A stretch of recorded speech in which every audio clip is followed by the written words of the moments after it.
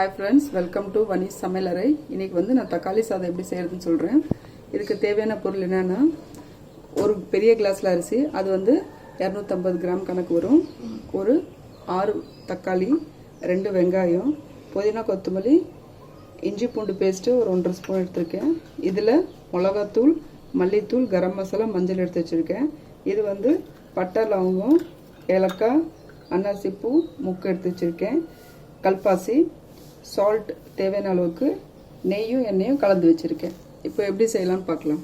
Okay friends, இப்போ எண்ணெயும் நெய்யும் ஊற்றி வச்சது காஞ்சிடுச்சு. இப்போ நம்ம இந்த ஹோல் கரம் மசாலாவை போட்டுடலாம்.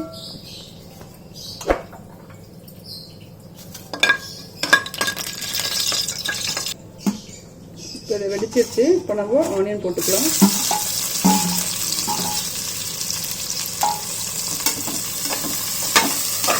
இப்போ ஆனியன் ஓரளவுக்கு வதங்கிடுச்சு. இப்போ நம்ம இந்த ஜிஞ்சர் கார்லிக் பேஸ்ட் போட்டுக்கலாம்.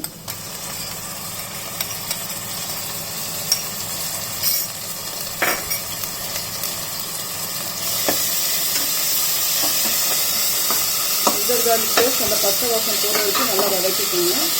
அதுக்கப்புறம் நம்ம கொத்தமல்லி தலை, இந்த புதினா அதை நம்ம சேர்த்துக்கலாம். கொத்தமல்லி புதினா தலை போட்டுக்கலாம்.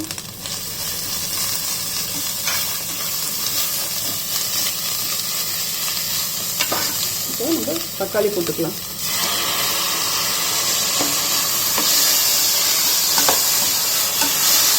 இப்போ நம்ம சால்ட் போட்டுக்கலாம்.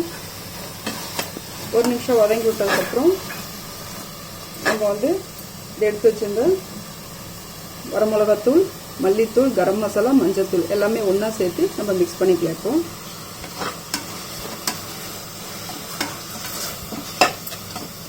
ஓகே ஃப்ரெண்ட்ஸ், இப்போ தக்காளி நல்லா ஸ்மாஷ் ஆகிடுச்சு. இப்போ நம்ம வந்து தண்ணி ஊற்றிக்கலாம். நான் வந்து ஒரு கிளாஸுக்கு 2.25 அளவுக்கு தண்ணி அளவு எடுத்து வச்சுருக்கேன்.